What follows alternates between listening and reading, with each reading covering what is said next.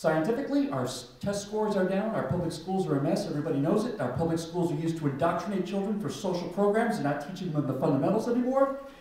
We are in serious trouble. There are more Chinese engineering students than there are American citizens. There's a thought for you. We are in real trouble economically and scientifically, and if it weren't for guys like Joe Hewitt, there you are, Joe, that young man over there, raise your hand in the back of the room. High school student came out here today, he's going to be an engineer. Ladies and gentlemen, engineers are to the future what the men went up in Surabaya are in the past.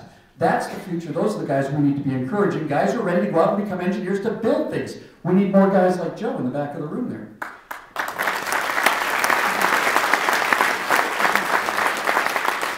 And finally, culturally, what's happening to us culturally? Well, all of the movies that Hollywood's been making for the last 30 years now have been anti-American movies. They've been anti-business movies. They've been anti-military movies. Any movie you go and see now, at the end of the movie, the phone call comes, the dramatic twist is revealed, and you find out that the villain is a businessman. If you don't believe me, the clearest example I can give you is, in 1963, they made a movie called The Manchurian Candidate with Frank Sinatra.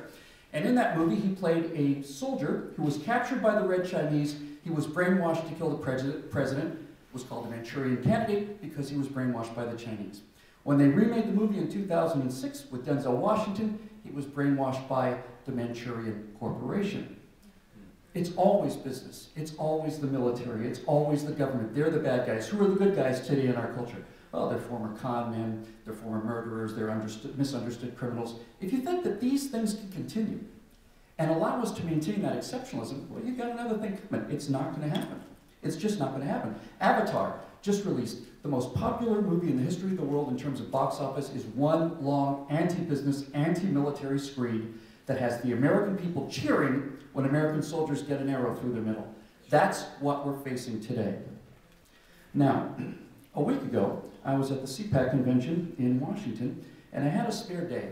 And I had some time in Washington, and I hadn't been there for a while, so I went to the National Archives to look at the Declaration of Independence and the Constitution. I won't be able to give you as much detail on this as I would like, but I will simply say this. If you go to the National Archives today, and you look, and by the way, there's no line to see these documents. I've waited in longer line at McDonald's in the airport than I waited in line to see the Constitution of the United States in the National Archives. But if you stand in front of the Declaration of Independence today, and you put your fingers on that glass, and you lean over, I am here to tell you, and this may shock you, that document is unreadable. It's gone. It's gone. It's absolutely faded to white. It is simply not there anymore. Even the huge dark lines of John Hancock's signature are a black smudge. Those letters have faded from that parchment. They're gone, and they're not coming back.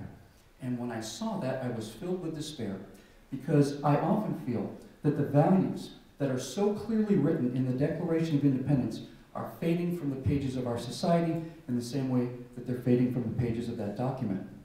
So I decided to go home and make a copy of the Declaration of Independence. I wrote it out in an ink pen on a piece of printer paper, because it's not the parchment and it's not the ink, it's the thought, it's the idea that matters. And as long as we copy that down fresh, that document will never fade. So the question before us today is, how do we go out into that world and take those faded values, those faded ideas, and make them new again? That is the challenge that we face today. How do we bring about a restoration of self-reliance, individual responsibility, hard work, initiative, private enterprise? How do we renew these values? That's the challenge that we face today. So I think the question is, when we look at the fading of these American values, we have to ask ourselves, well, who's responsible for this? I know a lot of people want to say, well, it's Barack Obama. Now, I happen to believe, I've studied this man's career very carefully, I've done a great deal of research on him. I personally, it's my personal opinion, I think the guy's a Marxist. I don't think it's his fault. You know, the founders of Rome were two twins who were raised by wolves. Barack Obama was raised by feral Marxists. He was raised by people who don't understand anything about wealth creation and only understand wealth distribution. I don't blame him. He doesn't know how else to do anything else. That's all he knows how to do. He's raised with books like Rules for Radical by Saul Alinsky. His friends are William Ayers. That's all the man knows how to do. And by the way, he was elected. People knew what he was about. It's not his fault. It's not. What about the Democrats? Well, that's kind of their brand, isn't it? We'll give you candy in exchange for your votes. We'll give you free health care. We'll give you free this. We'll give you free that. We'll give you free color TVs. Whatever it takes to get your vote. Are they responsible? I don't think so. I think people know what they are. What about the Republicans? Are they responsible? We're supposed to hold the line, right? We're supposed to be the ones out there saying, no, we're not going to spend this money. We're supposed to be the ones who say, no, we're not going to give you candy. Candy's bad for you. Is it the Republicans' fault? I don't think it's their fault either. Well, what about politicians, those damn politicians, those career politicians who have to win re-election no matter what the cost, those sellouts? Is it their fault? No, it's not their fault.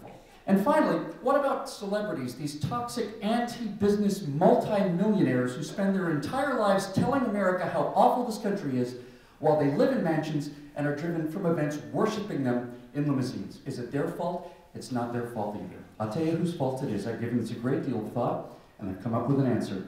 The fault of these fading values does not lie with a resident at 1600 Pennsylvania Avenue, the person who's responsible for these failure, this moral failure, this spiritual failure, this fading of American values.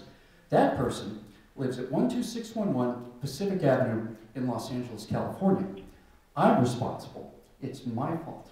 It's not your fault. It's not the Democrats' fault. It's not the president's fault. It's my fault.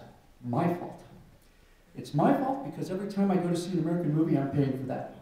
It's my fault because every time somebody has done something that I knew was wrong and I didn't stand up for it, it didn't get me out of my house.